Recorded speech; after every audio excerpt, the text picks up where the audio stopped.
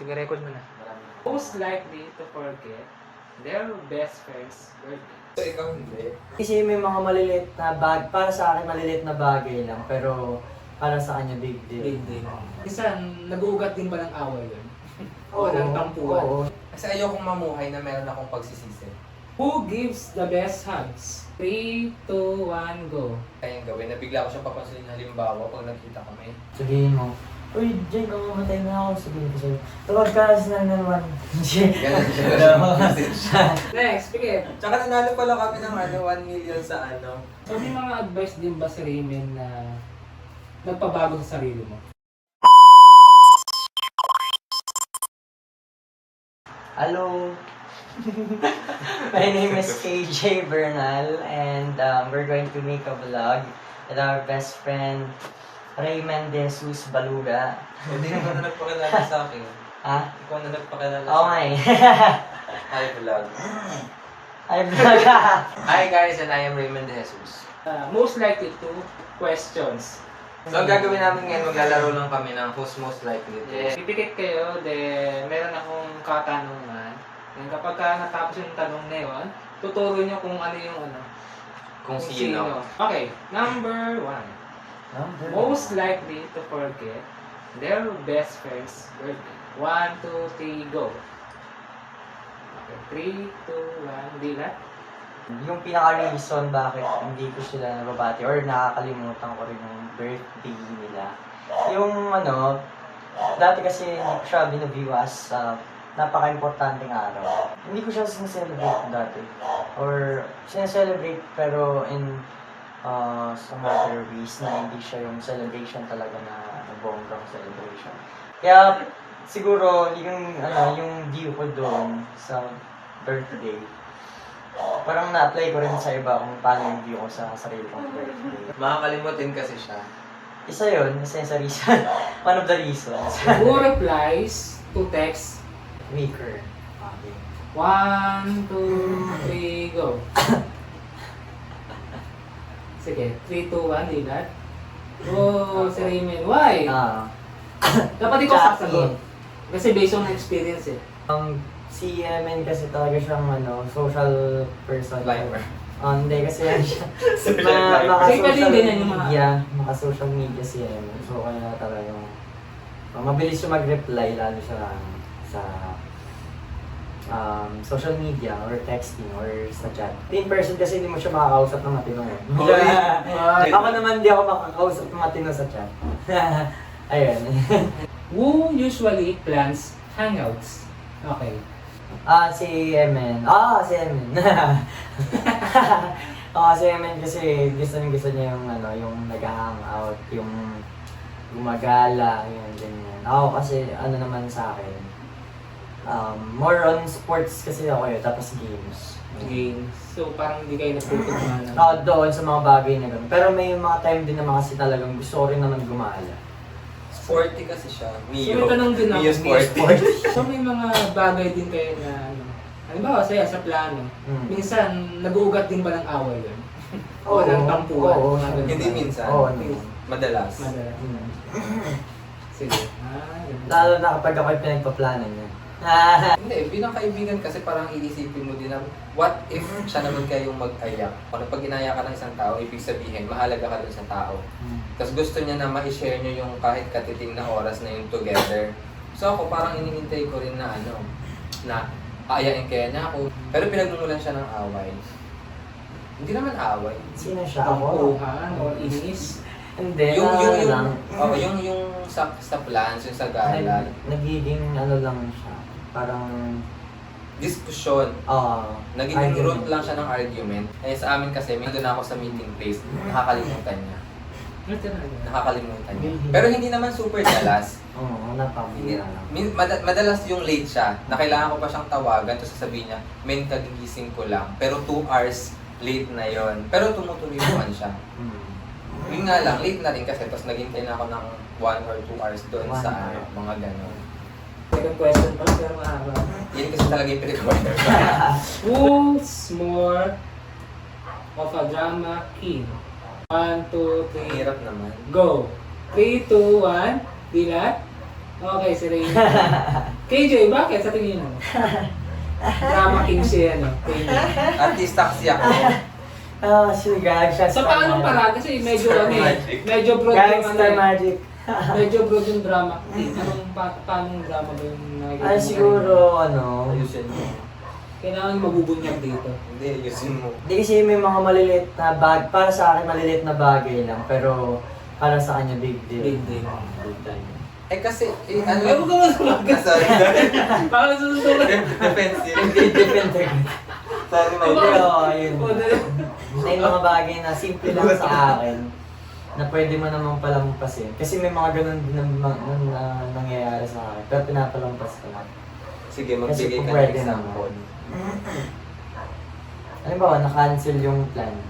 Yun nangyari sa atin, ha? Oo, Yung ginawa ko. na-cancel yung plan. Hindi pa ako nagka-cancel. Uy, nag-cancel ka na, di mo lang maalala.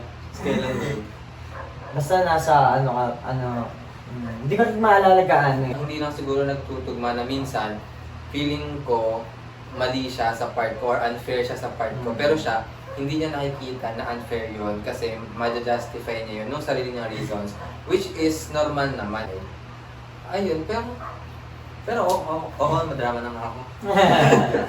ang hirap Minsan kasi mag-ano yan, yung okay naman kayo tapos pag-uwi nyo Parang ano. something. Who Hindi. eats the most? Who eats? Who eats the most? Okay. 3, 2, 1, go. 3, 2, 1, dilat. Siya. Sili, ano. Why? Ayun. Matakaw. Kailangan ba i-explain kung bakit siya? Oo. Matakaw siya. Patay gutom mo. Kung sa akin, halimbawa sa akin isang sandok lang, sa kanya tatlo. Kung sa akin isang plato, sa kanya tatlo. Who gives the best hugs? 3, 2, 1, go. 1, 2, 3, dilat. Ganun naman. Hindi mo kasi nangiyakap yan. Hindi. 5. Pakinggan niyo. KJ. Base experience. Bakit siya? Base sa experience, si Yemen kasi talagang siya, expressive. Cute. Expressive siyang tao. Mukha lang siyang sanggol, hindi yun. Mukha na Hindi, lang gagawin ko din mo siya talagang expressive. Ako kasi hindi ako talaga expressive na tao. First of all, kasi hindi ako tao. Then, hindi kasi talaga ako namulat sa ganung bagay. Nasisilaw ako, sabi ko ako.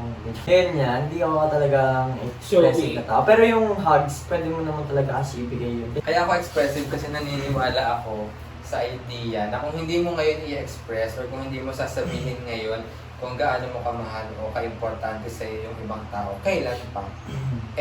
Hindi naman certain ang buhay, hindi naman certain ang bukas. As much as I can, tinatry ko na hindi lumagpas ang isang araw na kung may gusto kong sabihan ng mahalaga ka sa akin, sasabihin ko talaga.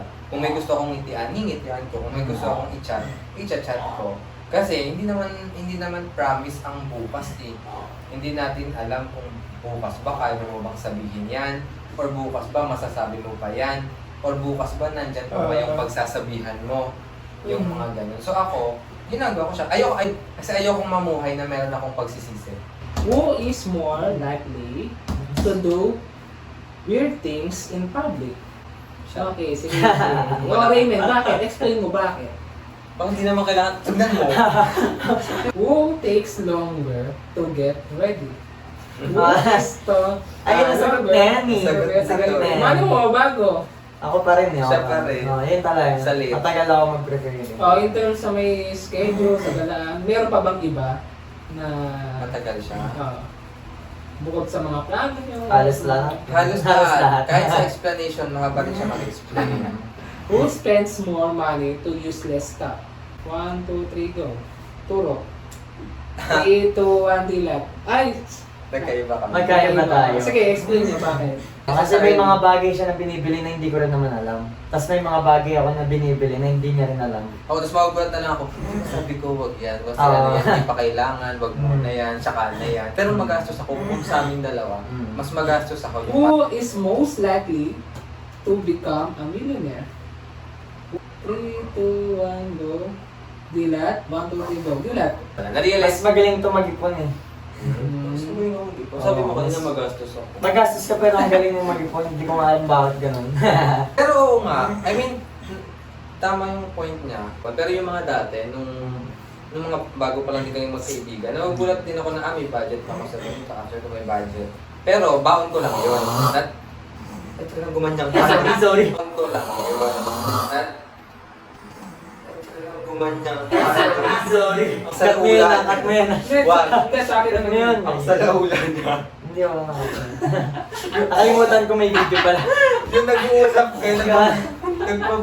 Kailangan ko na kasi. Kailangan ko na talaga eh. Siya, may millionaire siya. Matipid siya eh. Matipid siya. Feeling ko matipid siya. Magaling siya mag-ipon. Matipid siya. Ikaw magaling ka mag Kayo na lang yung maging millionaire. Kaya pumaga. Kaya lang. Kayo na, ayoko na eh. Okay, Sige, next. million eh.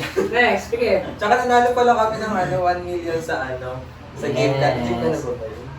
Deal or no deal. Deal or no deal pala nanalo kami ng 1 million. Sa cellphone lang. Oo. Ang price namin, screenshot. Who is the best at giving advice? Mhm. 3, 2, 1, Dilat. Okay. Bakit si Remy ang Yeah, man. magaling magbigay ng advice? 46 years Marami old siyang na kasi. binabasa. Marami siyang binabasa. Mga ano? Kung ano-ano binabasa. Paklong sa ano? Maraming binabasa kung ano. Alamat ng pusa. Kung ano-ano sa Malamat ng- Facebook. Pag hindi Sa sa TikTok, TikTok. nagpapasa, marami akong Kahit binabasa. saan. So may mga advice din ba si Raymond na nagpabago sa sarili mo? Paano mag-express sa family mo? Oo. Gandang advice. Na nakatulong din sa kita. Okay. Who is most photogenic? 3, 2, 1, go. Dilat. Kasi may mga pictures sa Emen na may Mukhang kita tao. ako. Hindi, paano nangyari to? Gags. Joke lang. Anong filter ginamit mo, men? Hindi, joke lang. Hindi, may mga, kasi photos si Emen na, talagang maganda. Maganda yung, Aminin mo, may ganun, di ba? Halimbawa, magsisend siya ng picture or may i-upload siya ng picture. Pogi siya doon, pero mas alam kong mas pogi siya pag sa personal. Gives the WTS comeback. Ano WTS comeback? Sige nga, Jay, paano? mas sa tingin ko mas witty si Evan. Oh, mas witty. Kasi parang sinabi mong witty, funny and at the same time, smart. Ganun. Kasi, libre ko Hindi ko tapos. pala bobo. Ano yun nga? Hindi ko pala bobo. Ngayon mo lang narinig. Pero bobo ka pa rin. O paano? Hindi, pero ayun. Ayun. Okay, Ayun. sige. Parang feeling ko kasi mas matalino rin talaga si Evan sa akin. Mas witty rin talaga siya. Mas funny ako sa kanya. Joke. Oo, mas funny siya. Mas funny pa nga siya kasi sa nanay ko, kahit funny pa. Kaso kasi hindi witty yung funny yung sa akin, pero hindi Napaka-logic witty. Walang smart. Walang smart. Funny lang. Eto, Raymond, bakit siya? Pag gumagri ako. Bakit siya? Actually, nung una, nakaganon ako sa sarili ko, sa realize ko. Pag wittiest comeback, ang pumasok sa isip ko kasi, yung parang kahit sobrang serious ng situation or kahit medyo negative, siya yung may kayang bumalik na para mapatawa or mapalight. Yun yung context ko.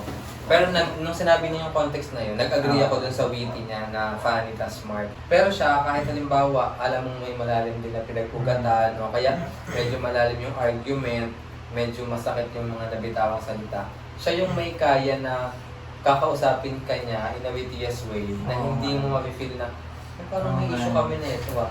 Who is the easiest? Ha? Parang easiest. So, yung description. Who is the easiest? 1, 2, 3, go! Okay, 3, 2, 1, Dilat. Si Raymond. Anong way? Sabihin. Ganun. So ikaw hindi. Hindi. Siguro maiinis ako pero hindi ako yung magagalit ng sobrang galit. So yung sa akin galit, Oo. Oo. Ano kayo? Ano Nangaaway ko eh. pero yung sa amin kasi hindi siya super away. Halimbawa, diba? Halimbawa, nag-away kami sa messenger or nagkasagutan kami sa messenger. Ang nangyayari nga nun, basta nagkita kami or sa dulo ng, yun naman yung kainaman, sa dulo ng conversation, madalas kasi ako yung unang magsasorry. Pero nagsasorry siya. Madalas lang ako yung magsasabi ng mga, kasi madaldal nga ako eh. Masasabi ko agad yun. May one time pa na nangyari na nagkaanohan lang kami, nagbabalikan lang kami na, hindi, sorry, mali ko, kasalanan ko eh. Tapos, natandaan mo yun. Tapos binabalik niya, hindi, ako talaga yung mali. Yun yung isa sa pinaka hindi ko makakalimutan kasi na-realize ko na kaya pala namin tignan yung pagkakamali namin. Kasi most of the time, ang tao Ganun talaga kasi, yan. ang tao kasi, Dapat mag-aakuan. oo, kasi ang tao kasi may tendency na mas ipasa nila yung kasalanan sa ibang tao. Kasi ang hirap nga naman tanggapin na ikaw yung mali, na ikaw yung nagkasala. So ang tendency, ipapasa mo sa kung sino yung pwedeng pagpasahan ng kasalanan na yun. Pero, Sa sarili mo rin. oo, pero at the end of the day, pagka inaral mo mabuti yung nangyari, may part talaga doon, or malaki yung part na may pagkakamali ka din naman talaga. So why not magsabi ng sorry or humingi ng pasensya? Kasi parang it only takes one sorry to mend yung masakit na puso, to restore the relationship, the friendship.